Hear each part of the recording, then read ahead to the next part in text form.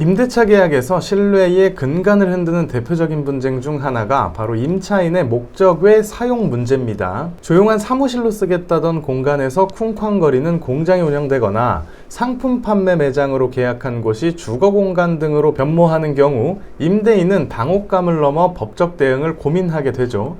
대부분의 임대차 계약서에는 임차인은 임대인의 동의 없이 부동산의 용도나 구조를 변경하지 못하며 임대차 목적 이외의 용도로 사용할 수 없다는 조항이 포함되어 있습니다. 이를 위반하는 경우 임대인은 계약을 즉시 해지할 수 있다고도 규정하는 것이 일반적입니다. 그렇다면 임차인이 계약서에 명시된 용도와 조금이라도 다른 행위를 하면 임대인은 언제나 계약을 해지할 수 있을까요? 계약 해지의 명분, 중대한 구조 변경에 해당하는가?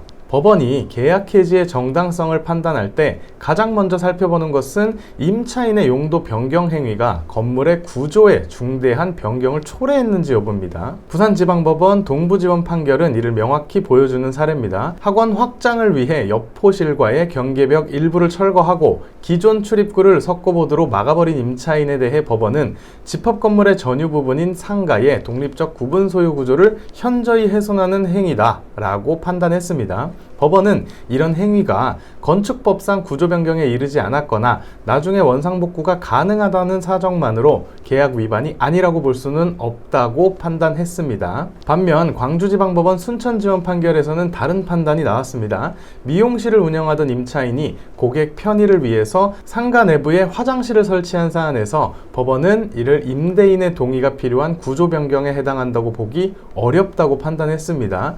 상가의 용도, 외부 공용 화장실의 이용 불편함 등을 고려할 때 내부 화장실 설치는 영업을 위한 통상적인 범위 내의 행위로 본 겁니다. 따라서 임대인 동의 없더라도 이를 이유로 한 계약 해지는 부적법하다고 보았습니다. 임대인의 묵시적 동의, 침묵이 동의가 되는 순간입니다. 임차인이 용도나 구조를 변경했더라도 임대인이 그 사실 알면서도 상당 기간 이의 제기하지 않았다면 법원은 이를 묵시적 동의로 해석할 수 있습니다. 서울 동부지방법원 판결은 묵시적 동의의 중요성을 잘 보여줍니다. 임차인은 사무실 용도로 계약했지만 인테리어 공사를 통해 액세서리 매장으로 사용했습니다.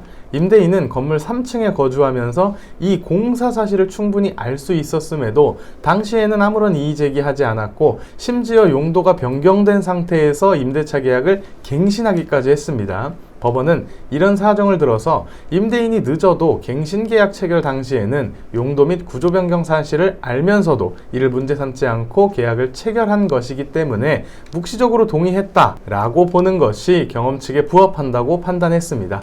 판례들을 종합하면 임차인의 목적 외 사용을 이유로 한 계약 해지는 단순히 계약서 조항 위반 여부만으로 결정되지 않음을 알 수 있습니다. 법원은 위반 행위가 건물의 구조나 안전에 영향을 미치는 중대한 것인지, 임대인이 사전에 알았거나 묵시적으로 동의했는지, 계약서상 용도의 제한이 명확한지 등을 종합적으로 고려해서 판단을 하게 됩니다.